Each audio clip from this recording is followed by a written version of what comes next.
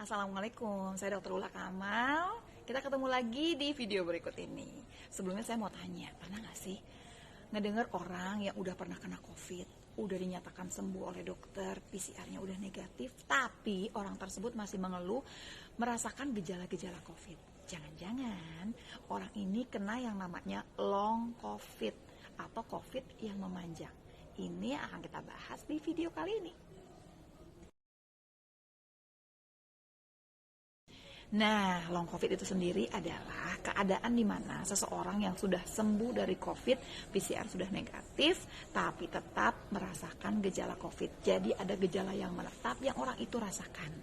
Nah, dari penelitian ternyata nih ada 13% lebih orang-orang yang masih merasakan gejala sampai 28 hari.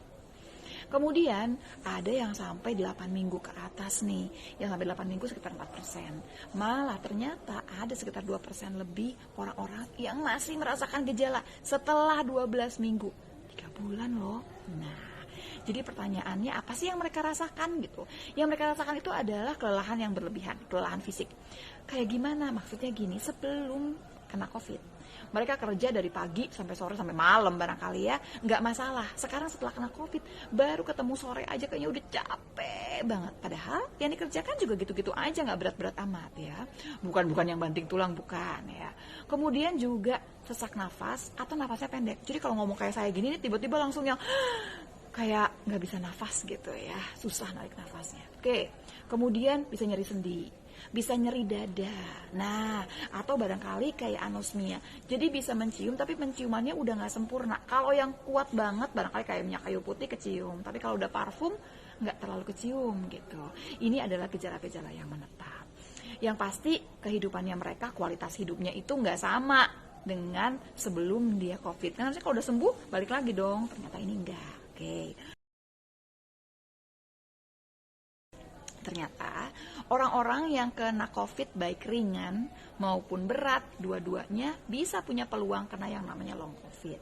Tapi memang ada resiko. Jadi resiko ini akan meningkat gitu ya kalau misalkan satu, orangnya perempuan. Kok gitu ya, nggak tahu. Pokoknya berdasarkan penelitian. Yang kedua, usianya di atas 55 tahun. Yang ketiga, indeks massa tubuh atau orangnya ini gemuk, di atas overweight nih ceritanya, overweight ke atas. Kemudian tambahannya adalah punya komorbid. Wah, kalau komorbidnya agak banyak ya, lain lagi ceritanya ya. Jadi kita harus sudah mengerti nih, ada banyak ceritanya. Tambahan terakhir adalah kalau memang gejalanya berat ini lebih mungkin kena long COVID daripada yang gejalanya ringan. Apa sih sebetulnya yang kejadian waktu orang kena long COVID? Sebetulnya kalau jujur kita masih belum tahu sih, karena penelitiannya itu belum selesai. Tapi ada yang namanya dugaan atau hipotesa. Hipotesa pertama mengatakan bahwa walaupun virusnya udah nggak ada, ternyata kerusakan yang terjadi itu menetap ya. Atau bisa juga begini, memang virusnya udah nggak ada, tapi ada yang namanya peradangan yang terus berjalan setelah si virusnya nggak ada. Oke, kalau kita udah tahu ini semua, sebetulnya yang penting tuh apa sih? Gini, pentingnya adalah kita harus bisa membedakan antara orang yang long COVID, ya, sama orang yang memang sudah sembuh dari COVID dan kena COVID lagi atau reinfeksi. Bedanya di mana? Oh, bedanya jelas sekali. Karena yang long COVID ini, karena virusnya udah nggak ada, dia tidak menularkan. Jadi nggak masalah nih gitu ya, walaupun dia masih ada rasa gejalanya ya.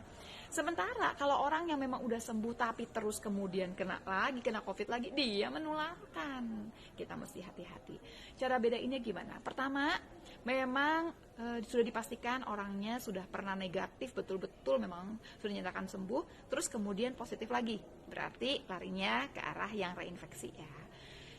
Yang kedua adalah orang-orang gitu ya, yang tiba-tiba gejalanya timbul gejala akut, demam lagi gitu ya, yang tadinya udah nggak ada nyeri sendi, nyeri lagi sekarang. Jadi semua tuh ada gejala akut yang kemudian dia rasakan juga.